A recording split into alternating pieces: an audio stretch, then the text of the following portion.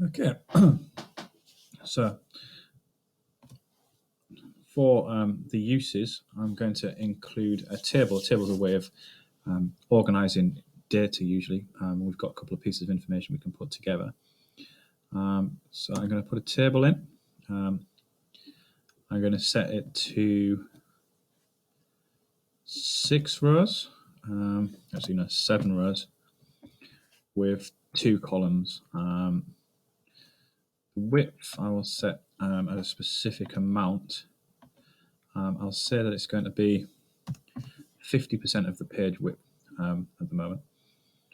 Although at a later point I will remove these parameters and control them from something known as CSS. And I'll leave the border thickness as the default for the moment. You could put caption and summary in there, but for now I'm just going to leave it blank. Okay. So what we see then is a table is placed within the page, and then I'm going to put in some keywords like inform, persuade, educate, and so on and so forth.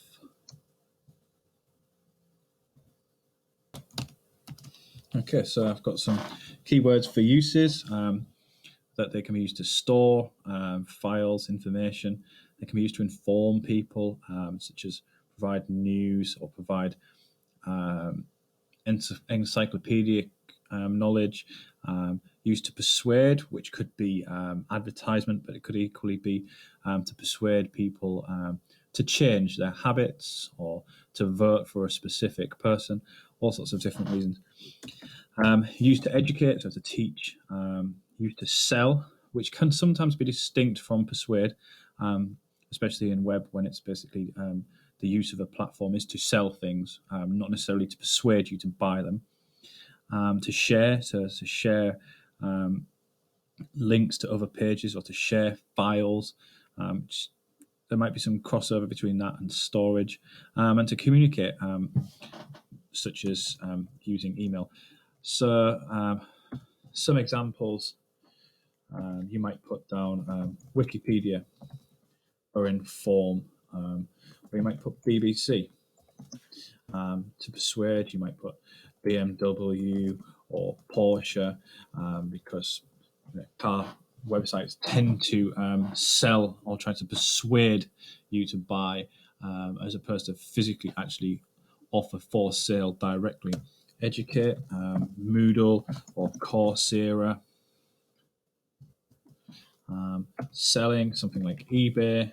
Sharing, that could be anything really. Pinterest, for example, but equally it could be something along the lines of Pirate Bay, I suppose.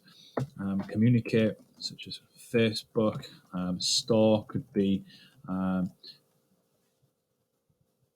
Drive, for example. Okay, so if we just look at the code view, you'll notice that the code for a table is a little bit more complex than what we've come across so far.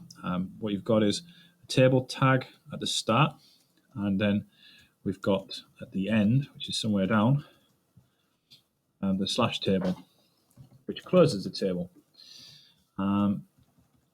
Table body also to denote the body of the table. And then we have TR, which stands for table row. And then we've got table cells themselves per row. Such. Closing the row. We've got the cells side by side. Closing the row, opening the row. So that's the way a table is put together. And you can add in rows or take away rows as you please. So that's how the table looks. And we can style that later on to make it look a little bit better than it does at the moment. Okay, I'll save that at this point in time. And we'll move on.